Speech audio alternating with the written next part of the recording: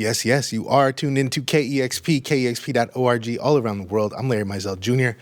I'm in the live studio here, and I'm joined by the one and only Brainstory. What's happening, y'all? We're chilling, man. What's up? Happy I'm to chilling be here. too. Thanks for being here. Yeah, of course. Pardon my huffing and puffing. I just ran down the hall. All good. You guys got some music for us? Yeah, lots of music for you. Excellent. I'm excited. Loving the new album. Sounds good. Let's get into it. All right. This one's called Hanging On.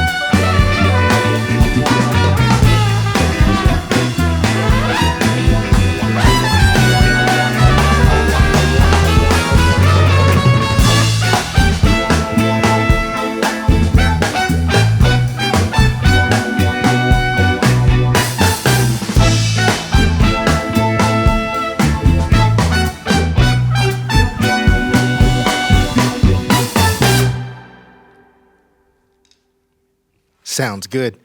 The new album from Brainstory, that was Hanging On.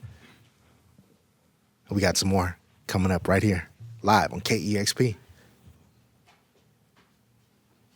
This one's my brother's tune right here, Tony Martin on the bass. This one's called I Will Be.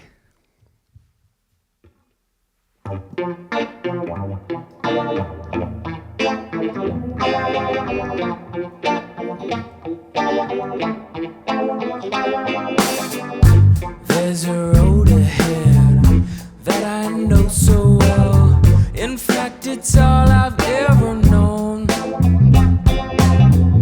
And for the longest time, I couldn't see there could be an end to walking. I did not know there could be another way. There's a sky that's calling me. Reality can't stop what's coming, neither can history.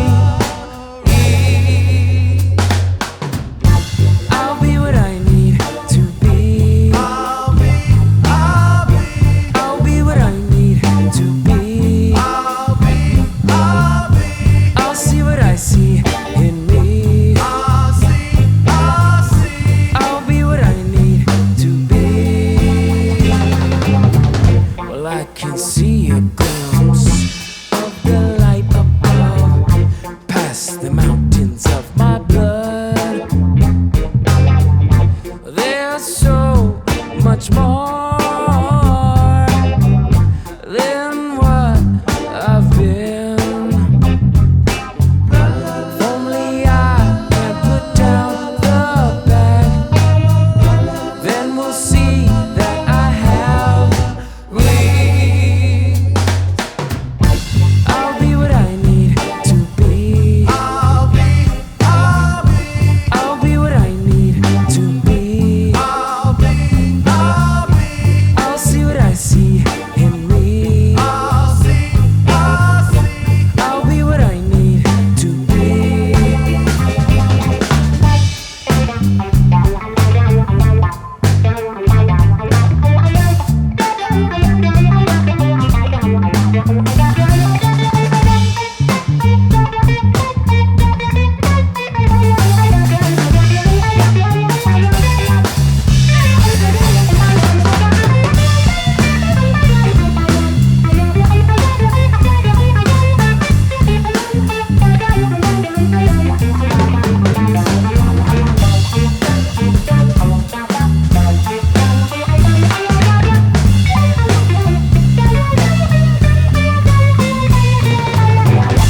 I'll be what I need to be. I'll be what I need to be. I'll see what I see in me. I'll be what I need to be. I Will Be. One of my favorites from Sounds Good right there. From Brainstory, live here at KEXP. And we got two more from them right now. This next one is dedicated to the memory of Juan Mendoza, mine and Tony's grandfather. This one's called NyNy.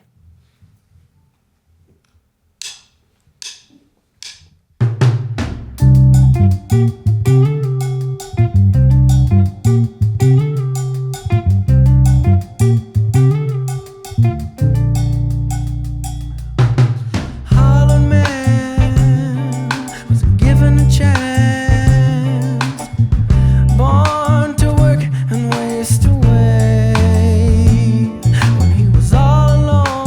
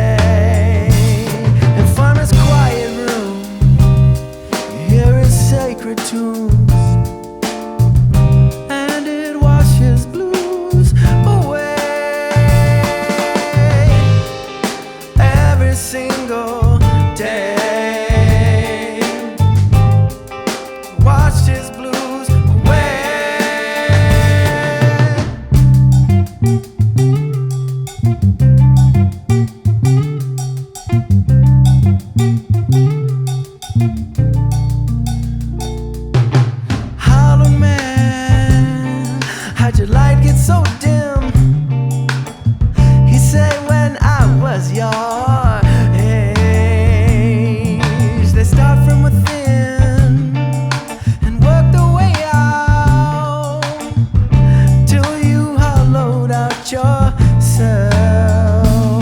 And from his quiet room, I hear a sacred tunes,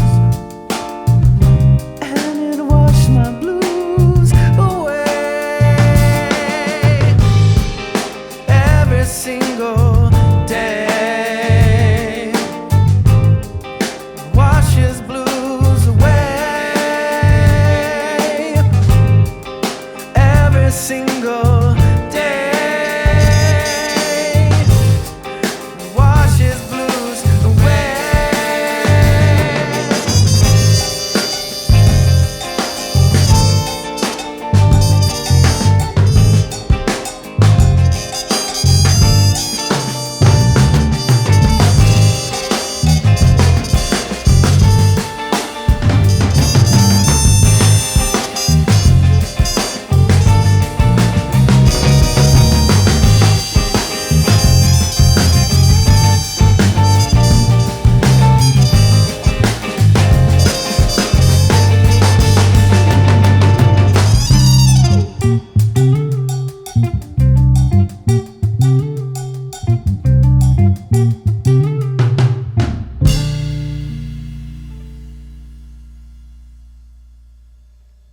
That's Brainstory and NyNy right there. We got just one more.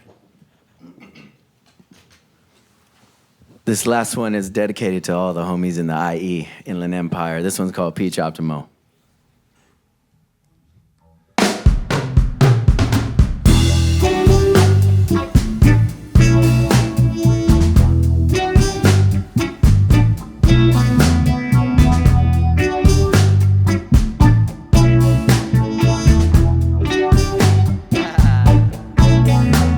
I've been around, now coming back. The time you really shown out. The feeling reels, I hit the blunt. Now I'm really in the clothes. Going home, going home. Taking time to free my mind. Beach Optimo.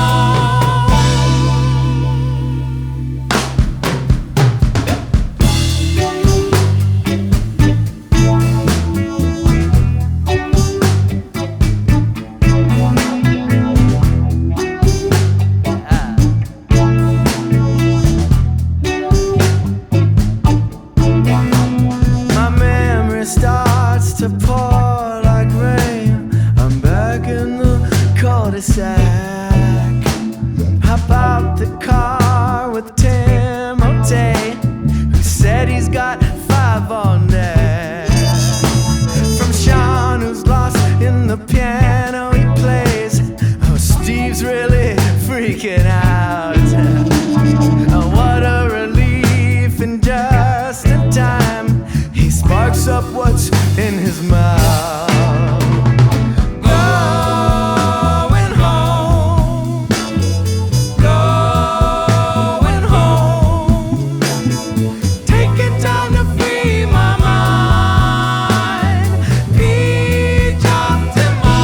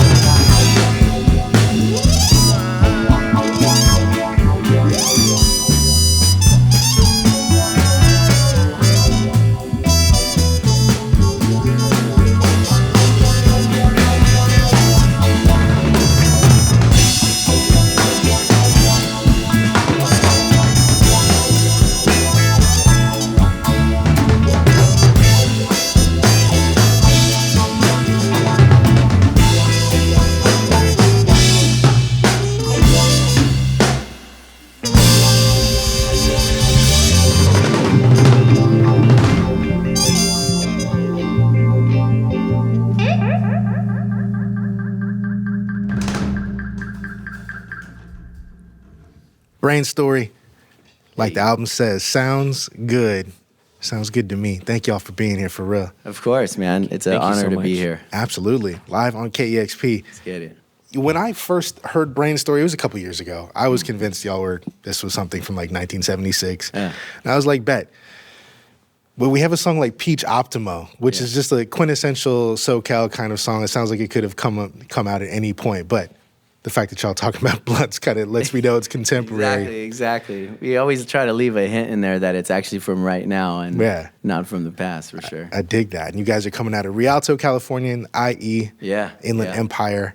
Yep. We don't hear enough about the IE. Oh, yeah, man. It's a big part of our story, and we're here to tell it, man, because nobody really knows. I mean, there's a lot of people out of the IE that is like, Ronnie Lott or even JJ Fad. Okay. But They keep it secret. Yeah, the story is seldom told. They don't want the gems coming out of the IE and running amok. We're gonna shut down that narrative right now. Bet. So how has the Inland Empire kind of shaped who y'all are and your sound? Yeah, we get asked this question a lot, and I think it's mostly because it's kind of an incubative environment culturally, It's an hour east from LA. So, there's not very many very fruitful venues for the artists there, at least when we were living there.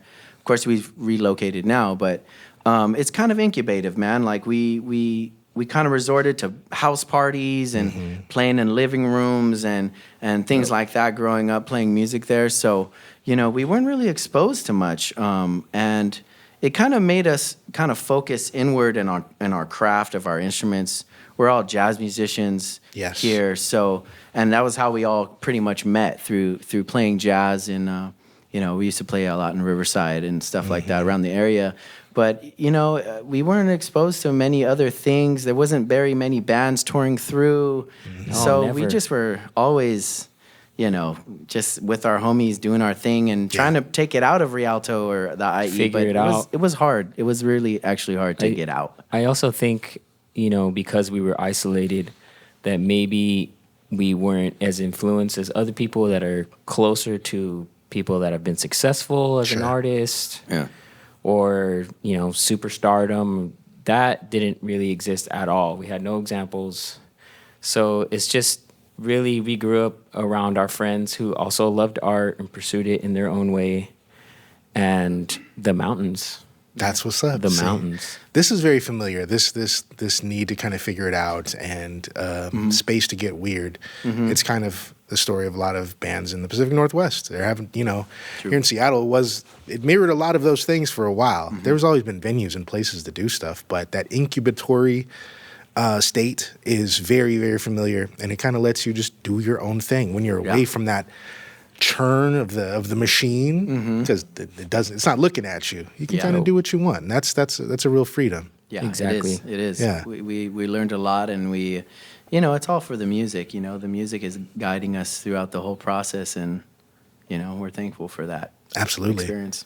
You guys are definitely children of the crates. I hear that. What were the records that you guys were coming up on? What were the sounds on Sunday and all that? Oh, at the house is Earth, Wind, and Fire and War. Kirk Franklin, War. My dad's a gospel singer. Okay. Eric's dad had a phenomenal record collection. Nice. What were you listening CDs. to? CD. Oh yeah, that's Hey. right. He got rid of the All kinds records. stuff, like Blue Note and Nice.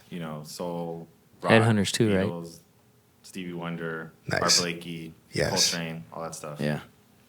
The jazz chops come through for real. You know what I mean? You guys aren't playing at being jazzy. That comes through. And you mentioned War. That was one of the bands I kind of... It's one of my favorite bands and one of my favorite kind of modes of band, a band where you have the funk and jazz and soul and kind of like the Chicano rock. Yeah. Everything happening at once, and it's just fluid. And for a while, it didn't seem like we would get bands like that anymore. But so I'm thankful for y'all. Oh man, thank you, man. That's a high Absolutely. compliment. Thank you. Say that. And so how did you all come together and meld all these influences? Well, like my brother was saying, we grew up around a lot of musicians out in Rialto, backyard bands and stuff, and got influenced to play music that way. And then,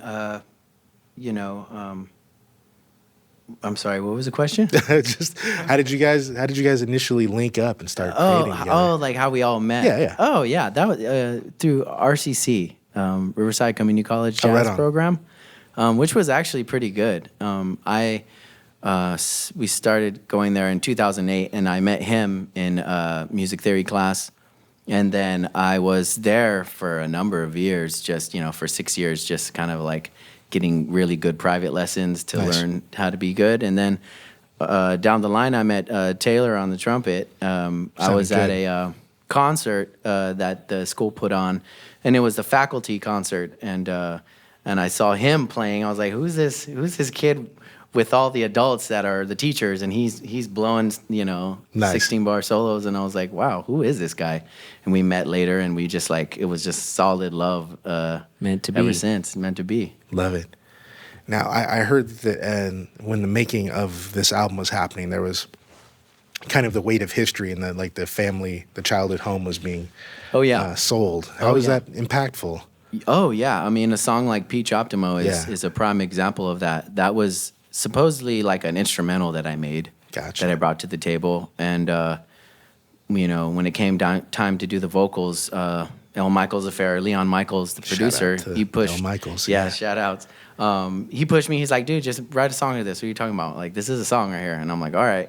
And I, had kicked around some ideas. And then around that time, it was like the house is on the market in Rialto. And we were going through so many changes as a family. We were putting our elders to rest. And it was just a lot of just like, man, I'm going to miss Rialto. I'm going to miss this feeling. Yeah. And so I decided that this song is going to be to pay tribute to that feeling of being in the homie's house at the end of the cul-de-sac and, linking up to twist up and just do art. We were being doing in the music. garage. Yeah, in the garage, just doing music. The homies were painting, playing piano, doing whatever, and I wanted to paint that picture, not only for the audience, but for myself to remember. Commemorate. Yeah.